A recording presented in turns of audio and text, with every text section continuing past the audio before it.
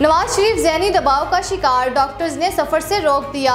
Report अदालत में जमा, डॉक्टर का कहना है कि नवाज शरीफ एंजियोग्राफी करवाए बगैर लंदन से ना जाएं। नवाज शरीफ इलाज के बगैर पाकिस्तान गए तो उनकी हालत बिगड़ सकती है। नवाज शरीफ ज़हनी दबाव का शिकार हैं। नवाज शरीफ दिल के मरीज़ और कोरोना के सबब उनकी जान भी जा सकती है। हुकूमत ने नवाज शरीफ की रिपोर्ट्स जाली करार देकर अदलिया से नोटिस लेने का मुतालबा कर दिया। वफाकी वज़ीर इत्तलात फवाद चौधरी का कहना है कि अमेरिका में बैठा ज़ाती मालिज लंदन में मौजूद नवाज शरीफ की जाली मेडिकल रिपोर्ट्स बना रहा है। ये अदालती निज़ाम और कानून का मजाक उड़ाने के सिवा कुछ नहीं। झूठी रिपोर्ट से मसला हल नहीं होगा। नवाज शरीफ अवाम के पैसे वापस करें, आराम से लंदन में रहें। जब तक कौम मिलकर ना लड़े कानून की बालादस्ती नहीं होती। वज़ीर-ए-आज़म इमरान खान बोले, सारी दुनिया हैरान हो गई कि मकसूद चपरासी के अकाउंट में 4 अरब रुपए कैसे आ गए।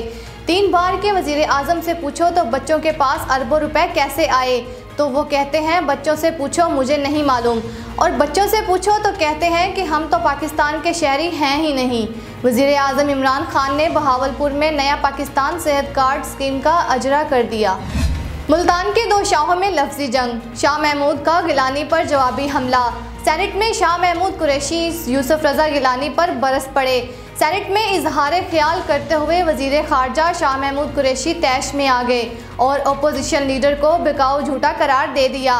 शाह महमूद ने दावा किया कि यूसुफ गिलानी अपोजिशन लीडर की सीट छोड़ेंगे नहीं बल्कि चिपके रहेंगे।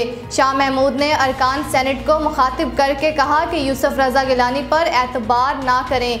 उन्होंने नून लीग से पहले हाथ किया और आइंदा भी करेंगे। सेनेट में रुख फेर कर बैठे यूसुफ रज़ा गिलानी को शाह महमूद आंखें मिलाने का भी कहते रहे। वज़ीर ख़ारजा ने मुल्क का तशख़्ख़ुस ख़राब किया, वो बगैर किसी वजह के इतना गिर गए। वज़ीर ख़ारजा से इस किस्म के बयान की तवक्को नहीं थी और मैंने जो बात करनी है वो ऐवान में करूँगा।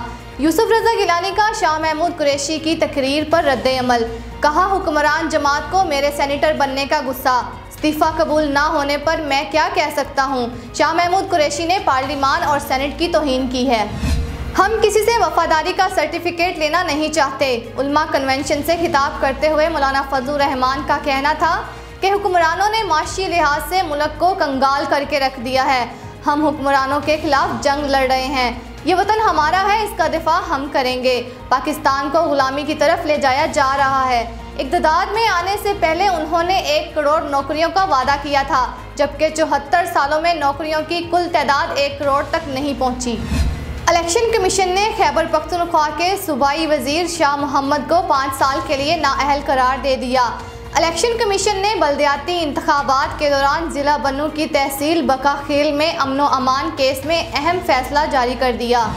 ताहयात नाअहली के मामले पर सुप्रीम कोर्ट बार की दरख्वास्त को एतराज़ लगाकर वापस कर दिया गया। रजिस्ट्रार ऑफिस का कहना है कि ताहयात नाअहली के मामले पर सुप्रीम कोर्ट का 5 रुकनी लार्जर बेंच फैसला दे चुका है, इसलिए दरख्वास्त गुजार अनफरादी शिकायत लेकर आया।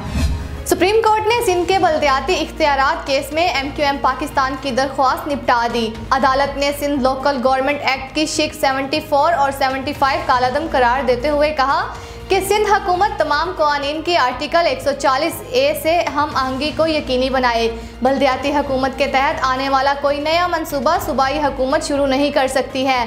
सिंध हुकूमत मुकामी हुकूमतों के साथ अच्छा वर्किंग रिलेशन रखने की पाबंद है। चीफ जस्टिस गुलजार अहमद ने 26 अक्टूबर 2020 को महफूज किया गया फैसला सुना दिया। 27वें चीफ जस्टिस ऑफ पाकिस्तान गुलजार अहमद का बतौर चीफ जस्टिस ऑफ पाकिस्तान आज आखिरी रोज़। चीफ जस्टिस गुलजार अहमद 2 साल से ज़ायद ओहदे पर रहकर कई अहम फैसले किए।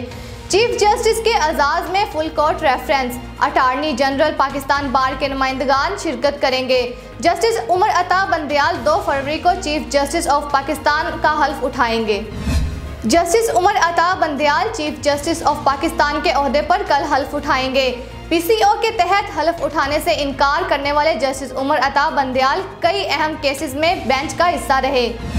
बिजली की कीमतों में 3 रुपये 12 पैसे फी यूनिट इजाफे का इम्कान। NEPRA central power purchasing agency की दरख्वास्त पर आज समाअत करेगी।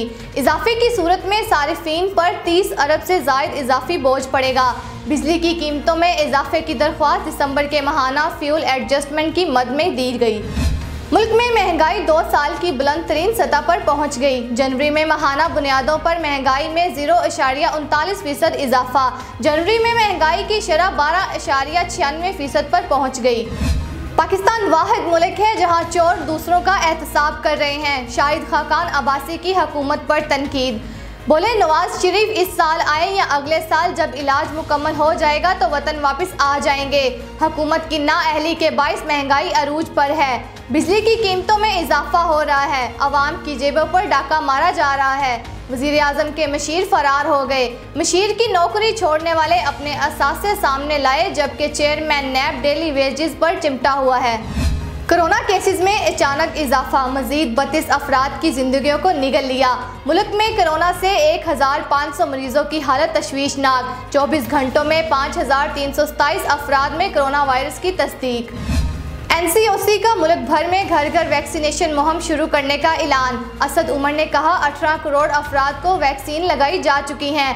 कोरोना वैक्सीन के लिए घर घर मुहिम से अवाम फ़ायदा उठा सकते हैं। अवाम हर सूरत वैक्सीनेशन करवाएं। कोरोना से निपटने के लिए इकदाम किए जा रहे हैं। अदालत ने शहबाज शरीफ और हमजा शहबाज की अबूरी जमानत में 10 फरवरी तक तोसी कर दी। हमजा शहबाज की अदालत से वापस पर लीगी कारकुन आपस में उलझ पड़े। लीगी कारकुनों ने एक दूसरे पर मुक्का घूंसों से हमला किया। सिक्योरिटी पर मामूर पुलिस एहलकार ने कारकुनों के दरमियान बीच बचाव कराया।